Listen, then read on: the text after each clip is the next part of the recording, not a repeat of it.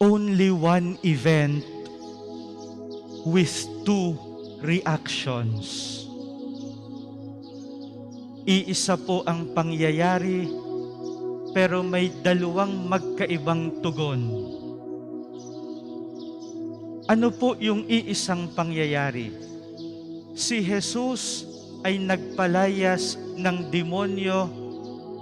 Sa kanyang pagpapalayas, ang piping ito ay nakapagsalita.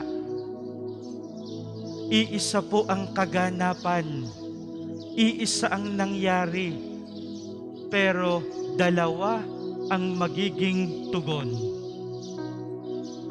Ano po ang dalawang ito? Ang unay ang mga Pariseyo. Ang sabi ng mga Pariseyo, si Jesus ay nagpalayas ng demonyo sa kapangyarihan ni Satanas. Ang ikalawang tugon naman ay yung galing sa mga tao. Ang sabi ng mabuting balita ngayon, namangha ang mga tao at sinabi nila, kailan may walang nakitang katulad nito sa Israel. Only one event. That is the manifestation of the power of God. The manifestation of the mystery of God. But with two responses. The Pharisees ridiculed Jesus. The crowd worshiped Him. Ang Diyos, mga pinakamamahal, ay maraming hiwaga na pwedeng ipamalas sa buhay natin. Ang Diyos ay maraming misteryo sa pagkilos sa buhay natin. Kalimitan ang misteryong ito, ang hiwagang ito, ay hindi kaagad mahagip ng kaisipan nating mga tao, sapagkat ang kaisipan ng Diyos ay kakaiba sa kaisipan ng tao. In our lives, my dear brothers and sisters, we will witness many manifestations of mysteries. So many mysteries. Even in our prayers, the mysteries of God's delays and of God's no's. Yung hiwaga na tayo may hinihingi, pero parang idinidelay ng Diyos yung pagbibigay ng hinihingi natin. Pero ang mas mahigpit, yung tayo'y nagdasal, pero ang tugon ng Diyos ay hindi. Yung hinihingi mo, hindi ko ibibigay.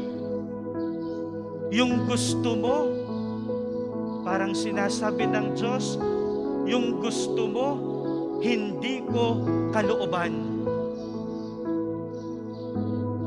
Ito po ay mas nagiging mabigat kung yung ating hinihiling sa Diyos ay alam nating pinag-isipan natin at pinagdasalan natin.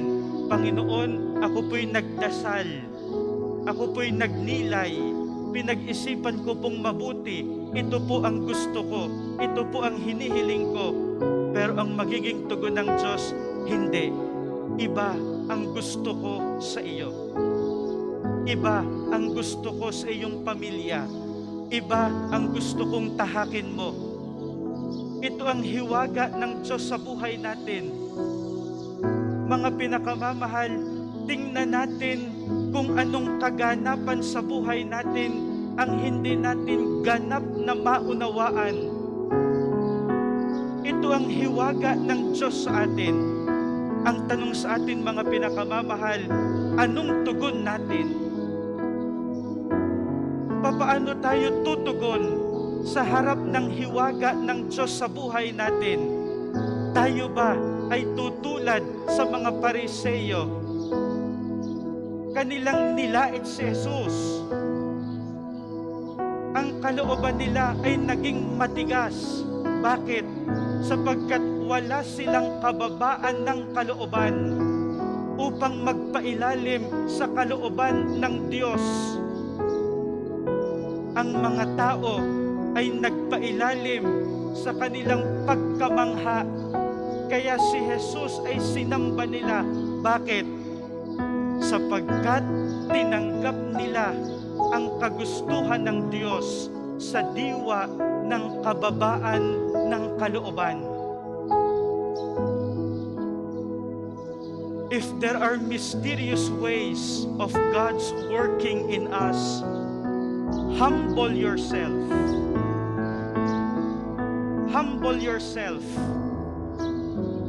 It is in the context of humility where we will be able to praise and thank the Lord, because it is God who is working in us. Salamat sa Diyos, siya ang kumikilos sa buhay ko.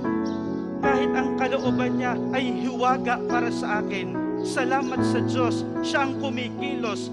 Hindi ako, hindi yung gusto ko, kundi ang Diyos.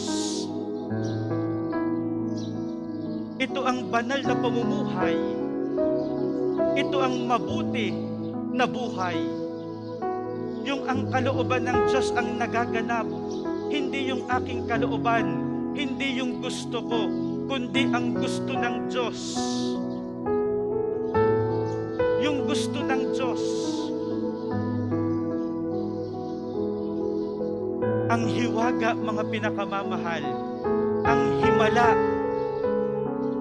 ay kapag ang gusto ng Diyos ay ginusto rin natin. That is miracle.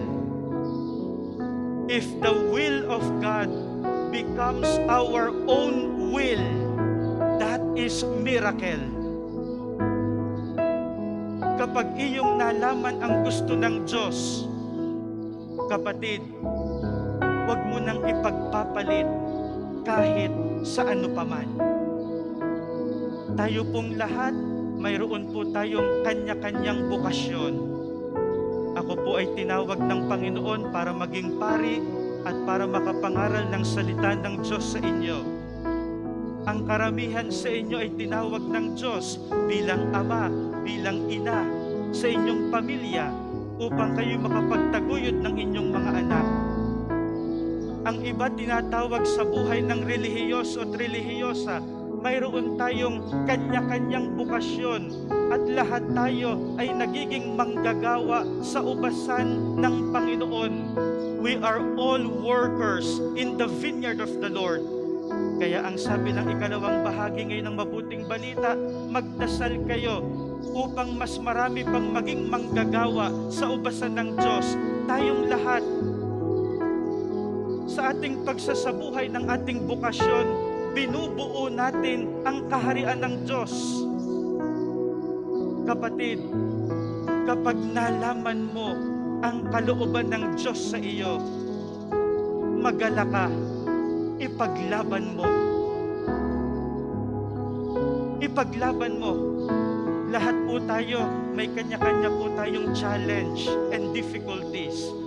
Ako po bilang pare, kayo bilang mga mag-asawahan, mga ina, mga ama, mayroong mga mahihiwagang pagkilos ang Diyos sa buhay natin.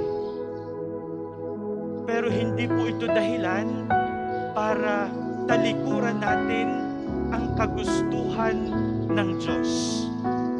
Alam po ninyo, ngayong araw na ito, ibinibigay po ng simbahan ang ehemplo ng isang 12 years old na babae. 12 years old. Ang pangalan po niya si Santa Maria Goretti. 12 years old. Siya po ay napakabata. Pero alam niya na yung kanyang pagkabirhen at ang buo niyang pagkababae, itatalaga niya sa Diyos. Ano po ang nangyari? May isa pong lalaki na nagkagusto sa kanya at gusto po siyang pagsamantalahan. Ano po ang ginawa ni Maria Goretti? Mas pinili niya ang siya'y mapatay kaysa isuko ang kanyang pagkabirhen maliban sa Diyos. Maria Goretti preferred to die rather than to violate her virginity. 12 years old. Alam po ninyo ang nakaka-touch po dito, nang si Maria Goretti ay i-canonize bilang santo, ang kanya pong ina nandoon. When she was canonized as a saint, the mother of Maria Goretti was there. But not only the mother. Alam ho ninyo kung sino yung isa pang nandoon? Yung lalaking gustong magsamantala sa kanya. The man who wanted to violate her was in the moment of her own canonization. 12 years old. But she knew the will of God and she fought for it up until her death. Sa misang ito, hilingin natin sa Panginoon ang kaliwanagan ng kaisipan, ganoon din ang lakas ng kalooban upang tayo'y manatiling tapat sa pagtawag ng Diyos. Santa Maria Goretti, ipanalangin mo kami.